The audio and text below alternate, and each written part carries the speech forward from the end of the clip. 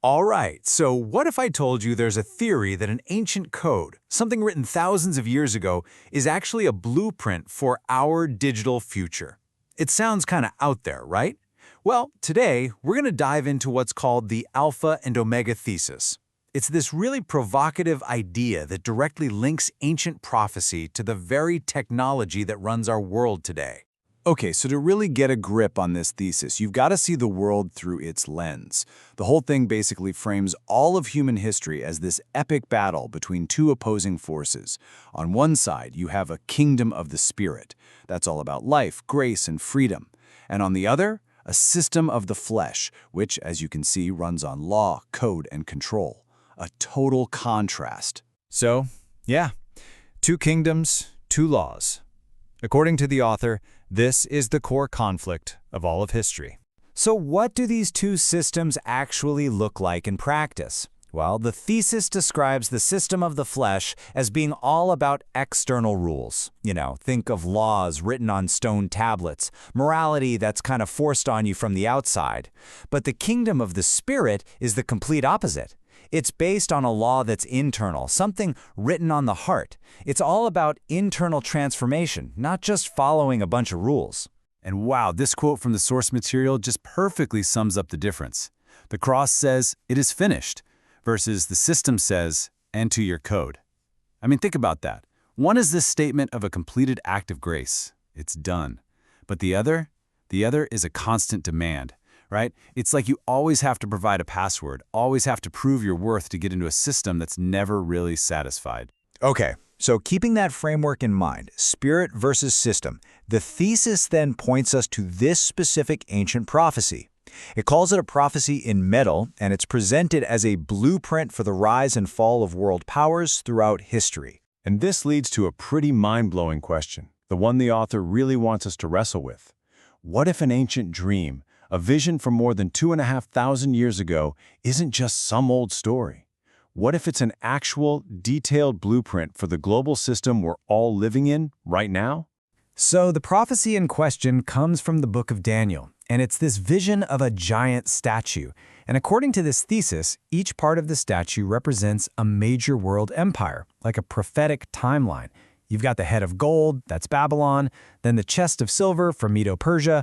The belly of bronze is Greece, followed by the super strong legs of iron representing Rome. But here's where it gets really interesting for us. The feet, they're a weird mix of iron and clay. The thesis argues this represents our current global system. It looks strong, but it's actually incredibly fragile and divided. But the prophecy doesn't just stop with that fragile system collapsing. No, there's a climax. A living stone, described as being cut without hands, meaning not man-made, comes and just completely shatters the statue. It pulverizes all these human kingdoms. And then this stone grows and grows until it becomes a mountain that fills the entire earth, a whole new kind of kingdom. All right, so how does this ancient blueprint connect to us today? This is where the thesis makes its boldest and maybe most controversial claim. It argues that that final, fragile kingdom, the feet of iron and clay, is actually our modern digital network, a system built not with metal, but with silicon and code. The author then pulls in warnings from other prophecies, especially from the book of Revelation, and says we're seeing modern echoes of them everywhere. Things like a mark that you need to buy or sell, a talking image of the beast, total global control over commerce, even widespread surveillance.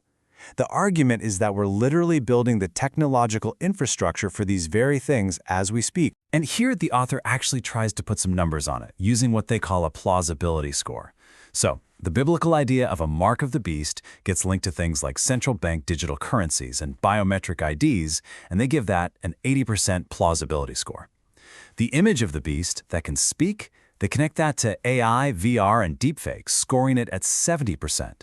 And the idea of total control over commerce, that's linked to what we call surveillance capitalism, and they give that a whopping 90% plausibility. The argument goes even deeper, suggesting this system can creep into our most personal expressions, even our worship.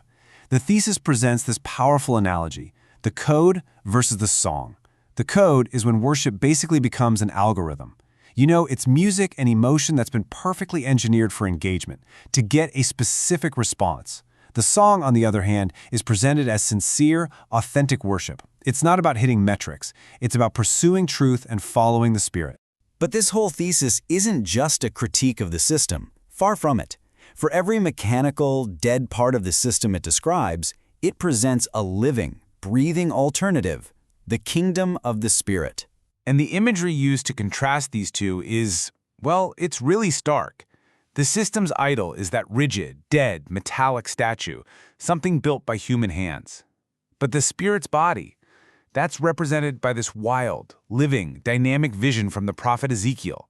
These wheels within wheels, all covered with eyes, that move wherever the Spirit guides them. It's the ultimate contrast between static control and dynamic life. Here's another great analogy the author uses: the ark versus the cloud.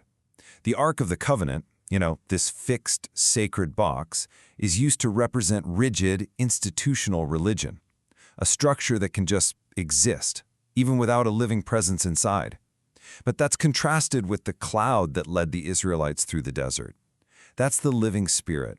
It's God's presence in motion, totally free, unpredictable. You can't contain it in a box. You have to follow it. So all of these living alternatives, the cloud, Ezekiel's crazy moving wheels, they all come together in that one central symbol we talked about earlier, the living stone. This is the author's term for Christ, who is presented as this force that human systems and their builders reject, but who ultimately becomes the very foundation of this entirely new spiritual kingdom.